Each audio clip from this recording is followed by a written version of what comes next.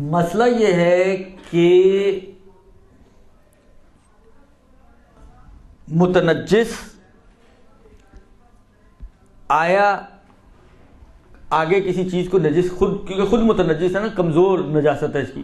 مثلا ایک عین نجس ہے، کتا ہے نجس ہے. ایک میرا ہاتھ ہے جو کتے کو ہاتھ لگنے کی وجہ سے نجس ہوا ہے، تو میرا ہاتھ اور وہ کتا ایک ہی لیول پہ نہیں ہے. درست؟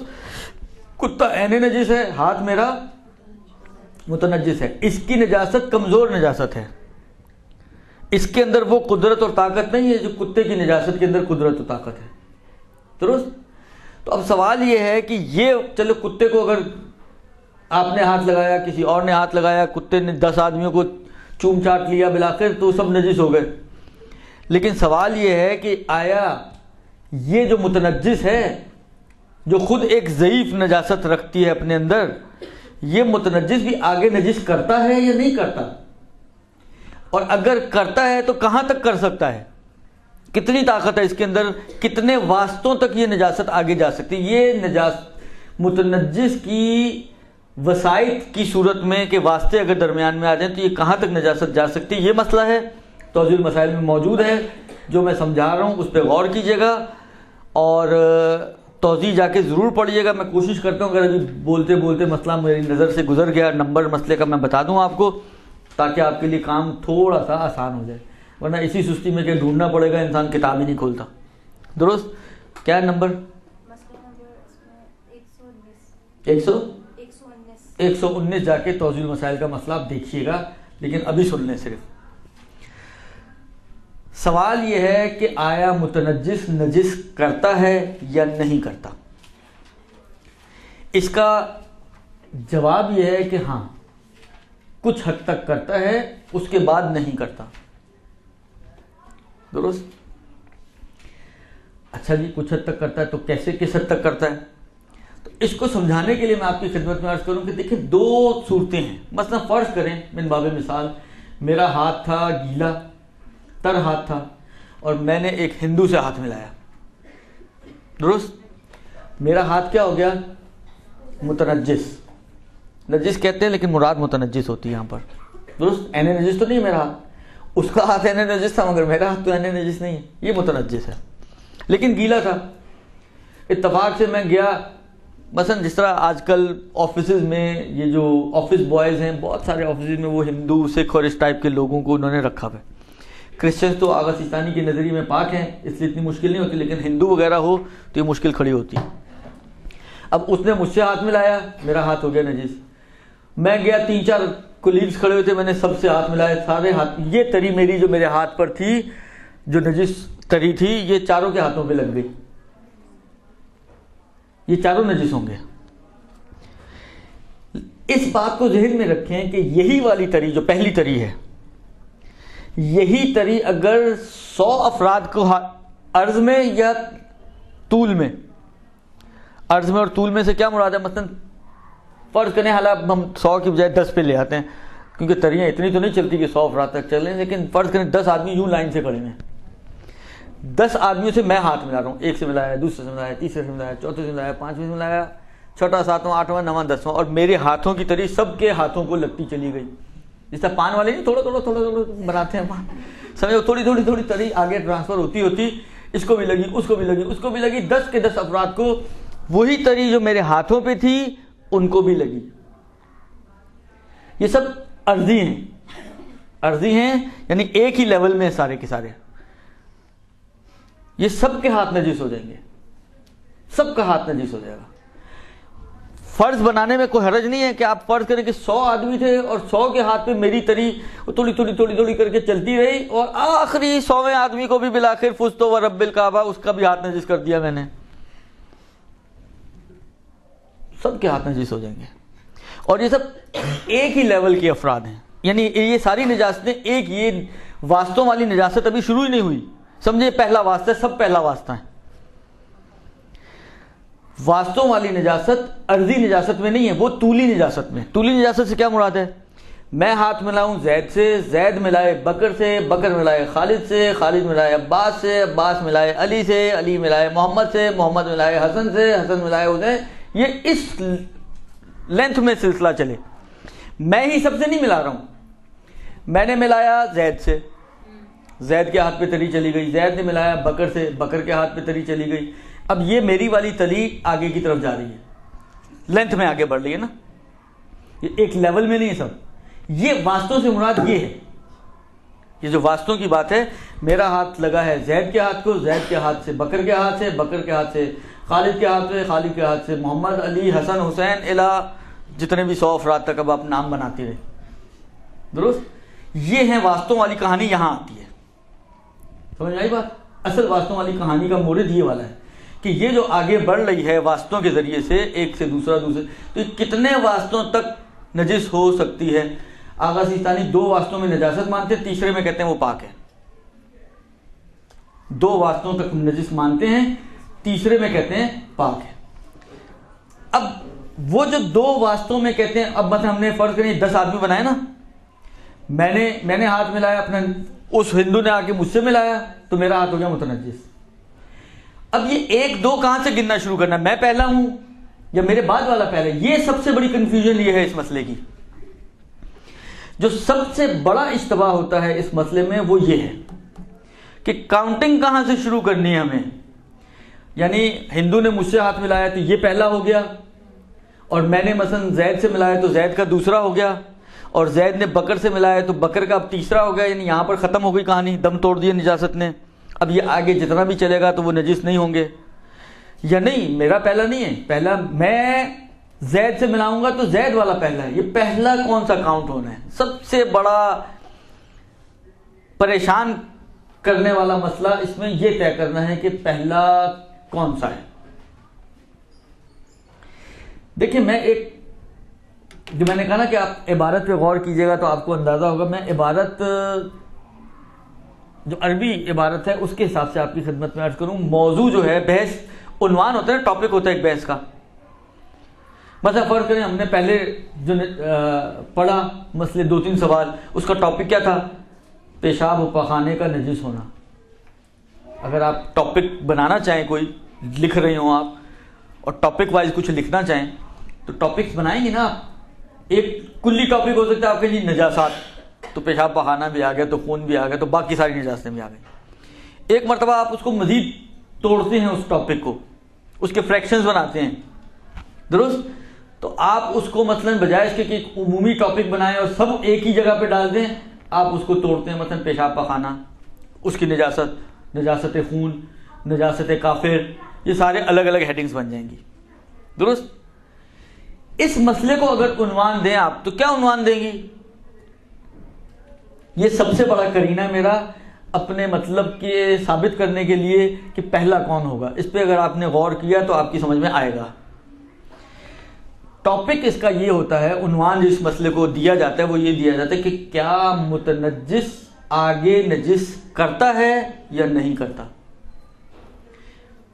کیا متنجس اپنے بعد والے کو نجس آگے نجس کرے گا یا نہیں کرے گا, یہ ٹاپک ہو گیا. اب میں آپ سے سوال کرتا ہوں کہ اس ٹاپک کے حساب سے پہلا کون سا ہونا چاہیے, میرا ہاتھ یا زید کا ہاتھ؟ میں نے ملایا نا اس ہندو سے, تو یہ میرا ہاتھ ہے متنجس, یعنی میرے بعد والا جو زید ہے مثلا. صحیح ہے, آپ لوگ صحیح نقطے تک پہنچ رہے ہیں. کیونکہ بحث یہ ہے کہ متنجس آگے نجس کرتا ہے یا نہیں کرتا. تو پہلے متنجس کو تو فرض کریں ہم, تو متنجس آگے نجس کرتا ہے یا نہیں کرتا, تو اب آگے والا پہلے ہوگا نا. اس متنجس کو کیوں پہلا کرتے ہیں؟ بعض لوگ سب سے بڑی غلطی یہی کرتے ہیں کہ اس متنجس کو پہلا کاؤنٹ کرتے ہیں. بس میرا ہاتھ جو ہے وہ کاؤنٹنگ میں نہیں آئے گا. یہ سمجھیں را میٹیریل ہے کہ جس نے آگے بڑھانا نجاست کو.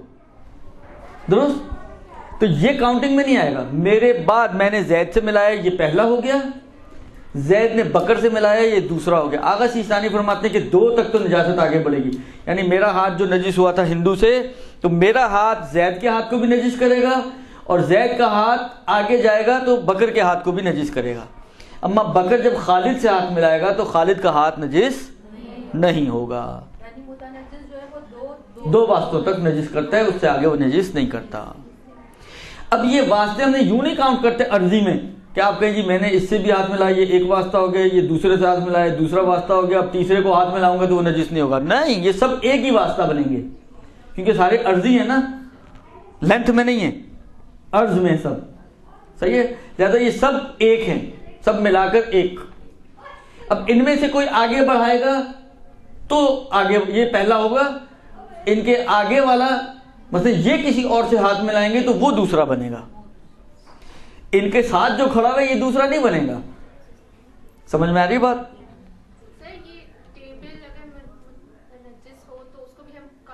سب کوئی بھی چیز ہو، مثلا فرض کریں میرا ہاتھ متنجس تھا، میں نے پہلا مثلا فرض کریں گیلا ہاتھ اس پہ لگا دیا تو یہ ہو گئی نجس، یہ ہو گئی پہلی نجاست۔ اب فرض کریں یہ گیلی تھی، اس کے اوپر میں نے موبائل رکھ دیا اور میرے موبائل پر تری آ گئی تو یہ ہو گیا دوسرا۔ یہاں تک سمجھ میں آ گئی بات؟ اب میں اس کو تھوڑا خراب کرنے لگا ہوں، گھڑی کا ٹائم، میں اس کو تھوڑا سا خراب کر رہا ہوں، لیکن آپ تھوڑا سا خراب اس لیے کر رہا ہوں تاکہ مطلب اچھے طریقے سے آپ کی سمجھ میں آئے۔ اس سارے پروسیس کے لیے کہ یہ واسطے آگے بڑھے تری کے ساتھ ایک شرط ہے۔ اس شرط کو بیان کرنے سے پہلے اگر آپ غور کریں تھوڑا سا، میں ایک سوال آپ سے کرتا ہوں۔ پہلے مجھے یہ بتائیں کہ وہ جو میں ہاتھ ملا رہا تھا مختلف لوگوں سے، تو یہی والی تری جو میرے اپنے ہاتھ پہ لگی ہوئی تھی وہی اس کو لگی، وہی اس کو لگی، وہی اس کو لگی، وہی اس کو لگی، وہی اس کو لگی، اور اب طول میں چلے جائیں، میں نے ہاتھ ملایا، یہ تری اس کے ہاتھ پہ آئی، اس نے ہاتھ ملایا، وہ تری اس کے ہاتھ پہ چلی گئی، تو یہ تو وہی والی تری ہے جو پیچھے تھی، کوئی دوسری تری تو نہیں ہے۔ نہیں، ان کے ہاتھ کی کوئی نہیں، یہی تری اس کے ہاتھ کو لگی، وہی تری آگے چلی گئی۔ تو ادھر آپ کہتے ہیں کہ جی یہ سارے ایک ہیں، یہی تری پھلانگ کر آگے جا رہی ہے، تو آپ کہہ رہے ہیں کہ جی دو ہو گئیں، یہ کیسے ہو گیا؟ ایک ایک کر کے بولیں گی تو سمجھ میں آئے گا۔ جی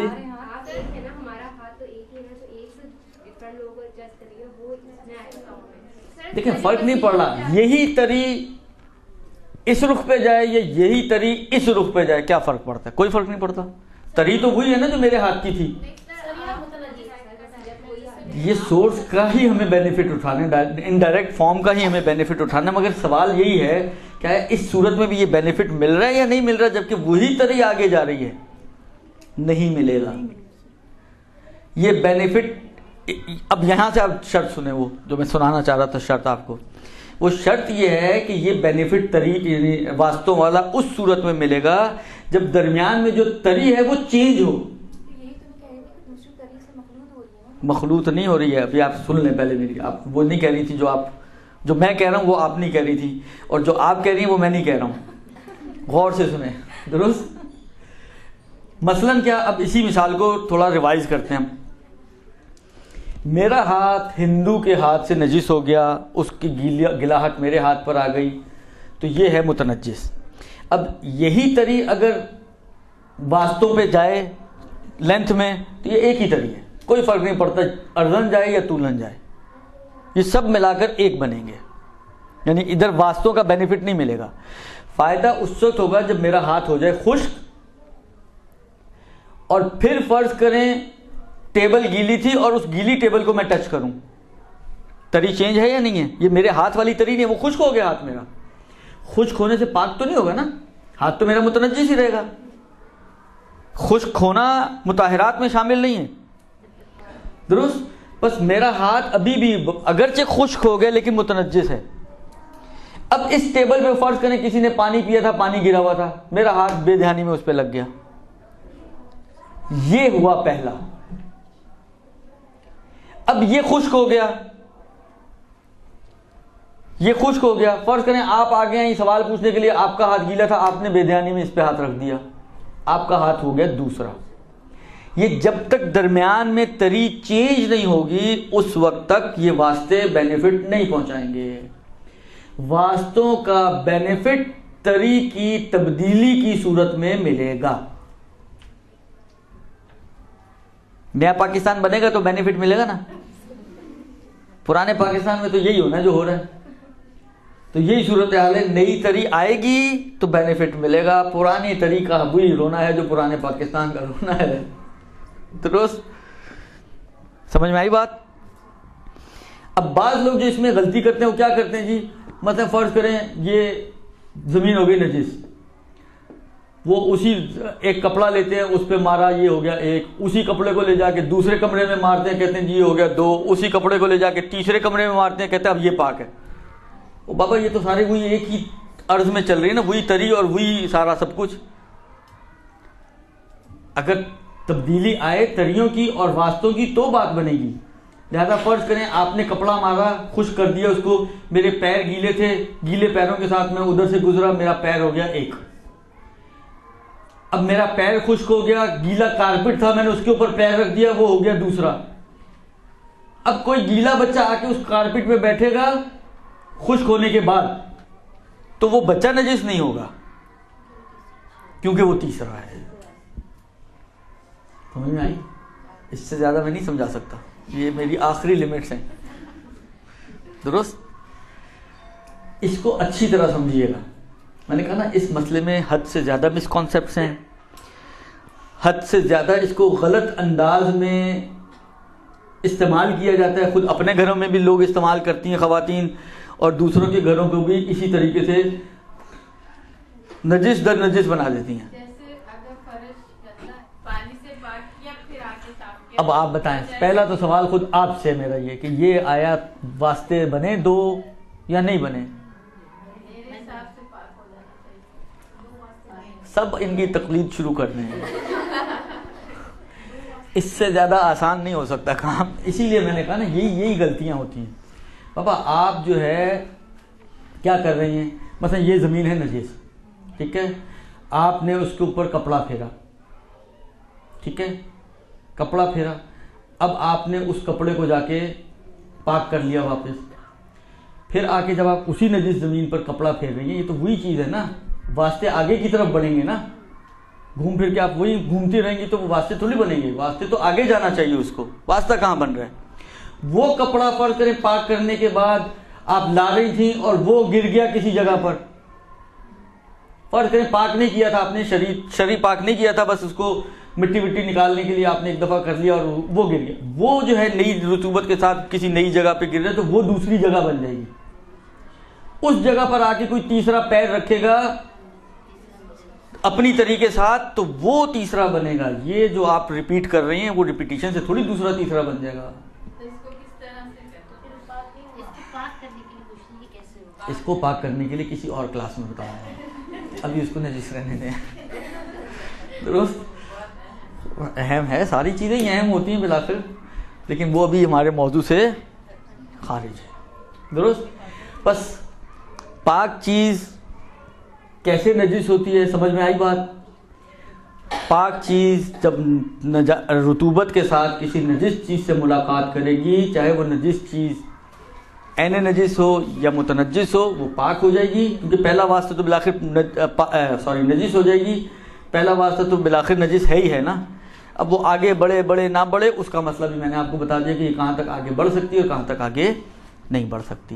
درست جی؟ یہ ہو گیا جناب علی آپ کا مسئلہ. برحمتك يا أرحم الراحمين وصلى الله على محمد وآله